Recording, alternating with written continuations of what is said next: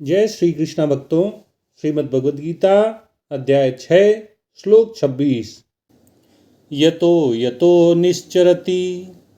मनश्चंचलमस्थिरं ततस्ततो नियम्यैतत्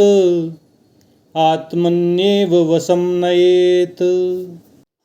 भगवान कृष्ण अर्जुन को समझा रहे हैं कि ध्यान योग का अभ्यास करने वाले साधक को चाहिए कि सांसारिक भोगों और इंद्रिय तृप्ति के साधनों का चिंतन करने वाला और साधक के ध्येय में न ठहरने वाला, न टिकने वाला चंचल और अस्थिर मन जहाँ कहीं भी जाता है, जहाँ जहाँ विचरण करता है, वहाँ वहाँ से उसको खींचकर, वहाँ वहाँ से उसको हटाकर स्वरूप में ही लगाए, परमात्मा में ही केंद्रित करे। भगवान कृष्ण अर्जुन से ध्यान योग की महिमा का वर्णन कर रहे हैं। 24वें श्लोक में भगवान ने बताया कि अपने संकल्पों से उत्पन्न होने वाली सभी कामनाओं का बिना किसी अपवाद के निशेष भाव से, एक भी कामना को छोड़े बिना साधक को त्याग देना चाहिए और अपने मन के द्वारा अपने इंद्रिय ग्राम को, इंद्रियों के समूह को, अपनी ज्ञानेंद्रियों को सब ओर से विनियमित करना चाहिए, अपने वश में कर लेना चाहिए।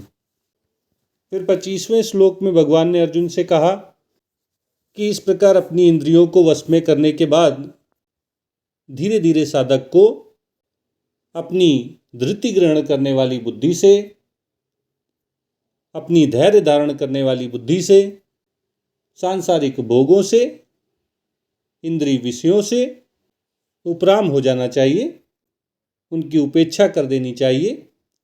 उनके प्रति उदासीन हो जाना चाहिए। सांसारिक वस्तुओं, व्यक्तियों और विषयों के प्रति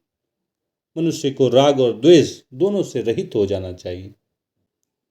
और किसी भी विषय का, किसी भी व्यक्ति का, किसी भी वस्तु का मनुष्य को चिंतन नहीं करना चाहिए। अब भगवान इस श्लोक में अर्जुन को समझा रहे हैं कि मन तो चंचल है, वह सांसारिक भोगों का, इंद्रिय तृप्ति के साधनों का, व्यक्तियों का, वस्तुओं का, इंद्रिय विषयों का, घटनाओं का और परिस्थितियों का चिंतन करता रहता है। ये चंचलता ही मन का स्वभाव है और साधक जिस ध्येय पर अपने मन को लगाना चाहता है, ये मन वहाँ स्थिर नहीं रहता है। इस तरह अस्थिरता भी मन का स्वभाव है। जो ये हमारा मन है, ये स्वभाव से ही चंचल है और अस्थिर है। इसलिए जब साधक चाहता है कि वह किसी भी विषय का चिंतन ना करे, आत्मस्वरूप में ही स्थित रहे,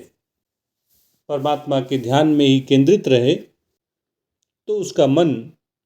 अपनी इस चंचलता के कारण, अपनी इस अस्थिरता के कारण बार बार सांसारिक विषयों का,